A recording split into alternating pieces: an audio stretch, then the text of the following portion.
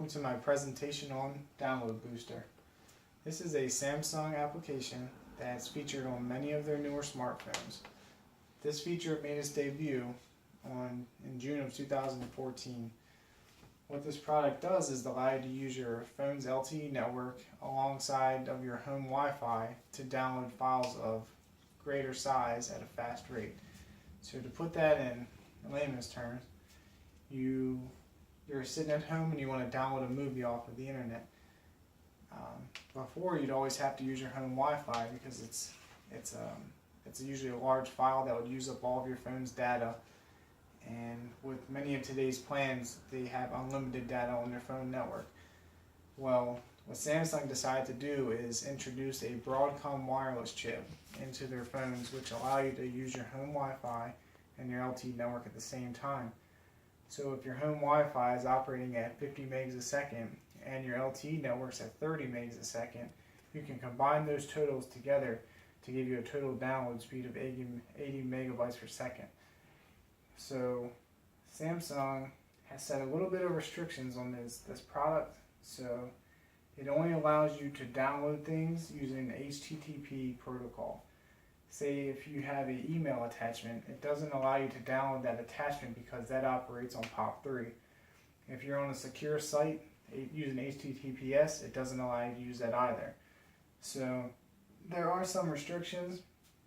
It doesn't let you use the TCP or UDP protocol.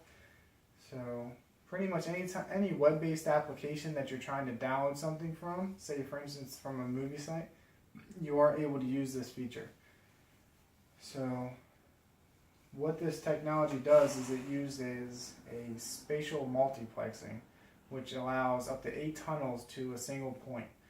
So say for instance you have one phone to the destination device. It looks like you're sending a packet to 8 different destinations that are coming to a single point. So what that does, it's almost like a virtual reality. Instead of having one tunnel going to your device, it looks like the packets are going to 8 different places, but really they're only going to one. And it allows speeds up to 867 megabytes per second. And that's based off of the IEEE standard of 802.11ac. What Broadcom did, they had to wait until that standard came out in January of 2014 before they could sell this technology to Samsung. Now, Samsung, what their ideal is behind it is to give customers a faster internet speed, obviously. Because pretty much everyone has Wi-Fi in their home nowadays, and now with LTE being available in a lot of remote locations, the limits of this technology are almost limitless. So a real-world application for this would be bring your own device to work. It's a new feature that's coming out. A lot of companies are switching to it to save them money, so they don't have to buy upgrades to their technology. So I would say in the very distant future, many companies' networks are going to be bogged down by people bringing their own devices to work using the mobile Wi-Fi within their office. Now, that employee that has this technology built into their product will have a leg up on the competition because now they can use the company Wi-Fi as well as their phone network. So if they have a project due and they need to download things from a website to create this product, they are going to have a huge advantage over the competition. Now, as far as future products can go for this, I would imagine Samsung or Broadcom, whoever wants to develop this farther, would take this to, imagine your home and you have your home Wi-Fi connection. Well, what if you're able to have your neighbor's Wi-Fi connection and the neighbor behind you, the neighbor beside you?